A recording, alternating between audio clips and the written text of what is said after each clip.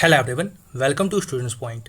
This is 4th of September and we are going to cover all the important current affairs questions for the day, and we upload this video every day in the morning at 5 am. So let's begin, and to get PDF of all these videos you have to join us on Telegram by writing the channel's name Students Point. You can also follow us on Instagram by writing the username The Students Point. And if you are finding these videos useful, don't forget to like the video and do share the video with your friends and loved ones. Now let's begin.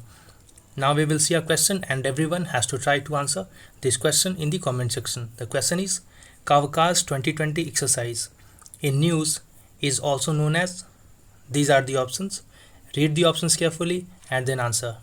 Let's begin now. The first question, Jammu and Kashmir Official Languages Bill 2020 in news envisages to make how many languages as the official language?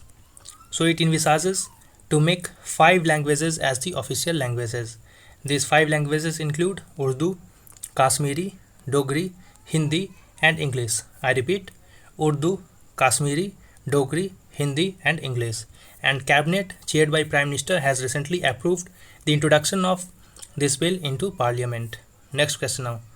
Who became first Indian to win Grand Slam singles main draw match in last 7 years? So Sumit Nagal became the first Indian to win Grand Slam singles main draw match in last 7 years. And he has stormed into the second round of the ongoing US Open tennis. He defeated Bradley Clark of US by 6-1, 6-3, 3-6, 6-1 in the first round of US Open to progress further into the tournament. Nagal, who is ranked at 122nd, will now face Australia's Dominic Thiem in the second round of the tournament. And earlier it was 2013 when Somdev Devvarman had reached second round of Australian Open, French Open and US Open. Next question now. Which country has topped Global Innovation Index 2020?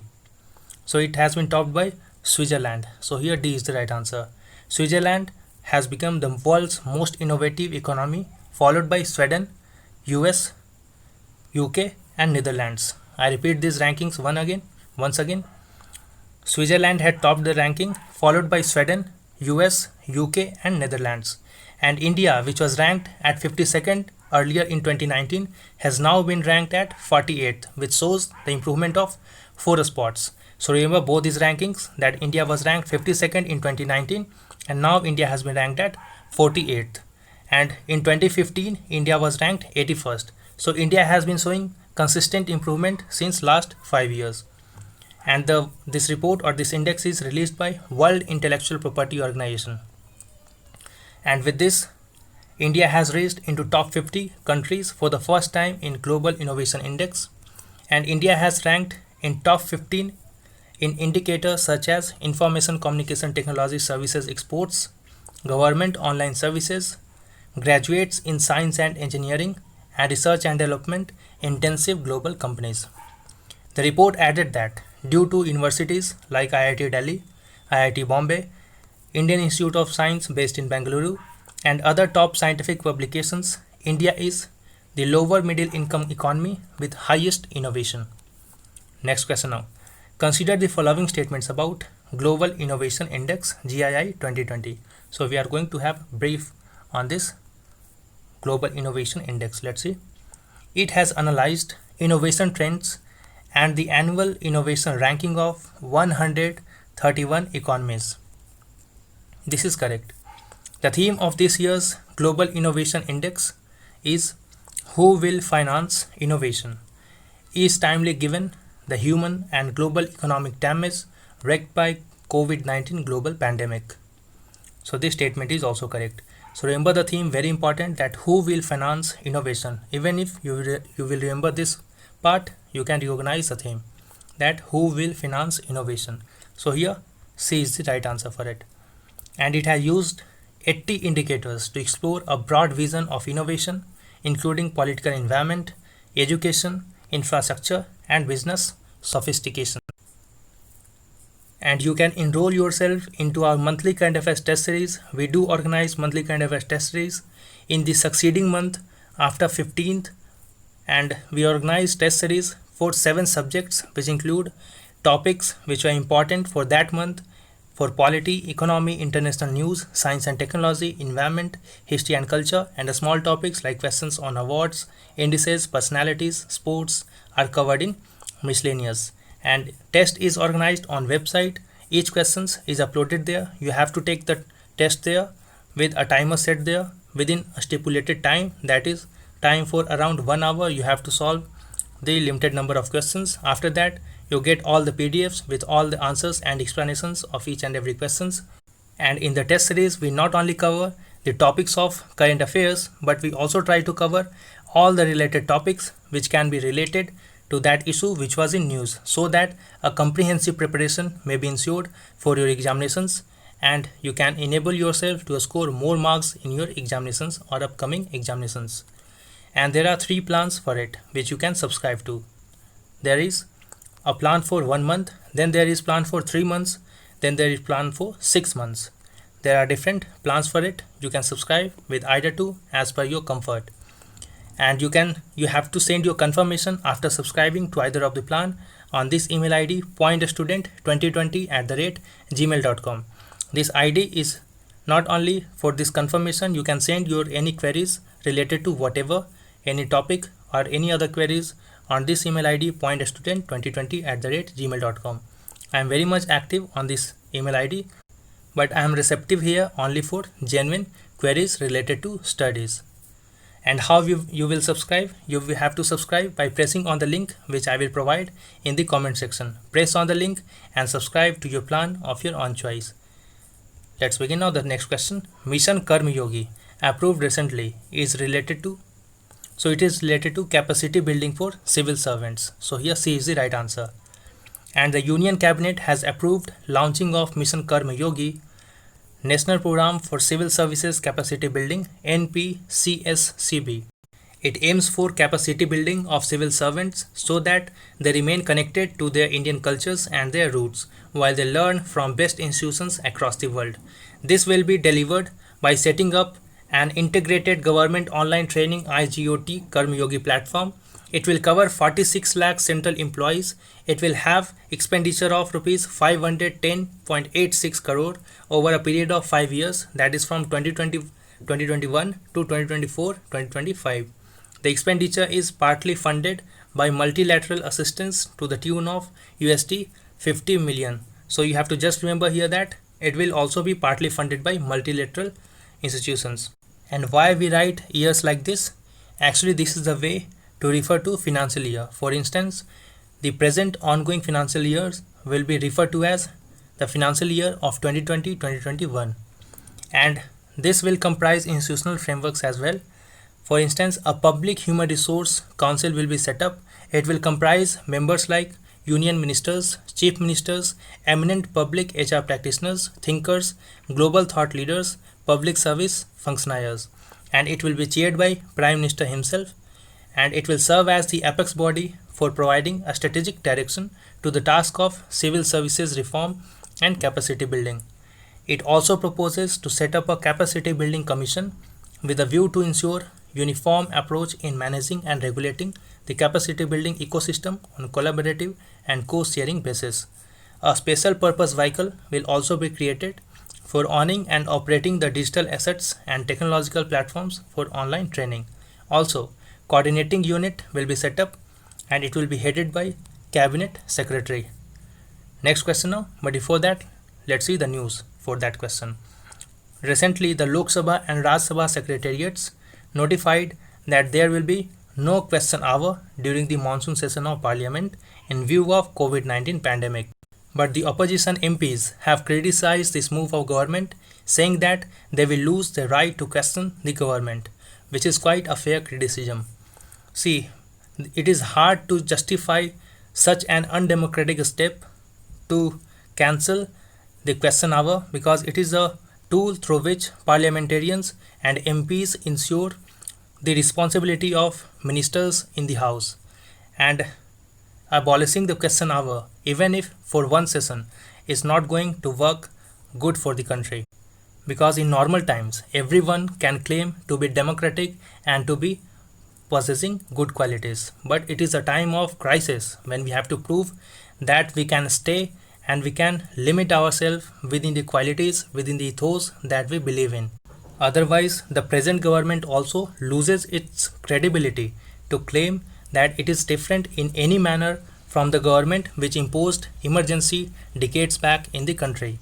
See, I am not imposing my political opinion on you, but even if in examinations you get a question that whether it was a welcome step to abolish question hour in the monsoon session, the step is not welcomed at all. It goes against the democratic ethos of the country.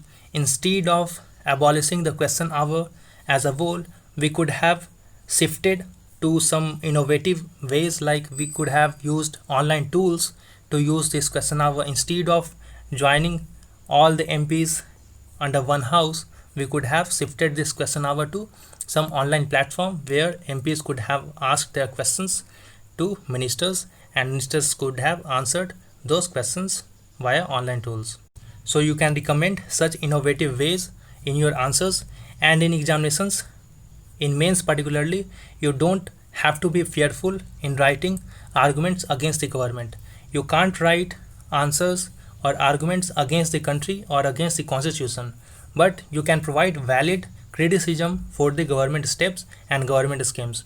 That is why the question is asked to write about critically analysis or critical analysis of some government schemes or government analysis, because once you enter into civil services, you have to take decisions on your part as well. So you have to be rational in your mind. You cannot be just blindly follow every steps. You have to be rational. You have to look at the pros and cons. So by staying within your limits, you have to provide fair criticism to the government moves, but not write against the constitution or against the constitutional values and the country's security or integrity. Let's see the question now. Consider the following statements about question hour. Parliament has comprehensive rules for dealing with every aspect of question hour. This statement is correct. And the presiding officers of the two houses are the final authority with respect to the conduct of question hour. This is also correct. So Parliament has full comprehensive rules dealing with question hour. Why this statement is important here? If you have read polity and you know about question hour and 0 hour, then you might have realized the relevance of this statement. Because in 0 hour we have no comprehensive rules, but for question hour we have comprehensive rules in Parliament dealing with question hour. And the presiding officers, that is in case of Lok Sabha Speaker and chairman in case of Rajya Sabha. Who is chairman of Rajya Sabha? The vice president is ex officio chairman of Rajya Sabha. So the presiding officers of the two houses are final authority with respect to conduct of question hour. And it is during question hour that member of parliaments ask questions of ministers or to ministers and hold them accountable for the functioning of their ministries. So here all of the statements is correct. So D is the right answer. And abolishing the question hour is a way to bypass and skip those questions, as government might not be in a position to answer the questions which might or which they have been expecting to come from the opposition. And the first hour of every parliamentary sitting is slotted for the question hour. However, in 2014, the question hour was shifted in the Rajya Sabha from 11 to 12 noon, and the questions can be asked to both ministers and the private members. Who are private members? They are those MPs who are not ministers. So this statement is very important, that the question may not only be asked from ministers but also from private members who are MPs and not ministers. And questions hour or question hour in both houses is held on all days except for 2 occasions. These 2 occasions are exceptions to it. So exceptions are always important from examination point of view. These exceptions are on the day when President addresses MPs from both houses in the Central Hall. On that day there will be no question hour. There is another such instance, which is when Finance Minister presents the budget. On that day too there will be no question hour. And what is 0 hour? See, 0 hour is an Indian innovation. It is an Indian parliamentary innovation and it does not find mention in the rules of procedure. This statement is very important.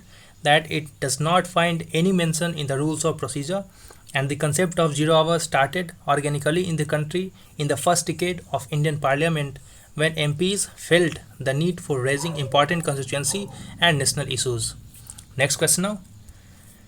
Consider the following statements about Water Heroes Share Your Stories contest. It has been launched by Department of Water Resources, River Development and Ganga Rejuvenation of Ministry of Jal Shakti. This statement is correct. And every month, a maximum of 50 entries can be considered for the awards. No, this is wrong. Because every month, a maximum of only 10 entries will be considered for the award. It will award the selected entities with rupees 10,000 and a certificate. This is also correct. So here first and third statements are correct. So C is the right answer. And every month a 10 entries will be considered, and the participants will have to post their success stories on water conservation through a specially made video of 1 to 5 minutes along with a write-up of up to 300 words and some photographs and lectures depicting the efforts and significant contributions to conserve and manage water resources. Any one of you, if you have worked in the field of water conservation, you too can participate in this contest. And this series the series of contest will end on 31st of August 2021. Next question now, what is the theme of US India Strategic Partnership Forum Third Annual Leadership Summit? So the theme of this third annual leadership summit of US India Strategic Partnership Forum is US India Navigating New Challenges. I repeat, US India Navigating New Challenges. And this forum is a non-profit organization that works for partnership between India and US. And this is a 5-day summit. It began on 31st of August. The theme covers various subjects such as India's potential in becoming a global manufacturing hub, opportunities in India's gas market, ease of doing business to attract FDI in India, common opportunities and challenges in tech space, Indo-Pacific economic issues. And if you have not liked the video yet, do like the video and do share the video with your friends and loved ones. Next question now. Which Indian university ranked in top 300 in Times Higher Education World University Rankings 2021? So India has no university ranked between or under 300 in this Times Higher Education World University Ranking 2021. So here D is the right answer. However, India has recorded its highest ever number of universities, which is 63 universities to qualify under this Times Higher Education World University Ranking 2021. And the University of Oxford was at the top position. It was followed by Stanford University, then followed by Harvard University, California Institute of Technology, and Massachusetts Institute of Technology, in short famously called as MIT. And US was the most represented country with 59 entries in the top 200. Remember that under the top 200, US has 59 entries. It was followed by UK with 29 and Germany with 21. And China's Tsinghua University was the first Asian university to make it to the top 20. Next question now, but before that, let's see the news for that question. The government has banned 118 more mobile applications, including the popular gaming app PUBG. Government has said that these apps were prejudicial to the sovereignty and integrity of India. And some important apps which were banned under this 118 apps included WeChat Work, WeChat Trading. Earlier also, government had banned 59 popular Chinese apps, including TikTok, Cam Scanner, UC Browser over security issues. Now let's see the question. Consider the following statements about recent bans on certain apps. The decision to ban such apps was taken by Ministry of Science and Technology. No, this statement is wrong, because the decision to ban such apps was taken by Ministry of Electronics and Information Technology. Next statement. Section 69A of Information Technology Act with provisions of Information Technology Procedure and Safeguards for Blocking of Access of Information by Public Rules 2009 allows such action. This statement is correct, but first is wrong. So here only A is correct answer, because only second statement is correct. The move comes amid fresh incursion made by Chinese troops at the LAC, and this decision to ban such apps was taken by Ministry of Electronics and IT, not by Ministry of Science and Tech. Now let's see some more points which are news. Assam Assembly has passed Assam Heritage Tangible Protection, Preservation, Conservation and Maintenance Bill 2020 to protect tangible heritage that are not currently covered by state and national laws. What are tangible heritage? See, this refers to material traces such as historical monuments, archaeological sites, artifacts, and objects significant to the community, nation, and humanity. And if you have not liked the video yet, do like the video and do share the video with your friends and loved ones. Subscribe and press the bell icon. Wait for the upcoming video. Until then, stay safe and thanks for watching. And we will meet again tomorrow.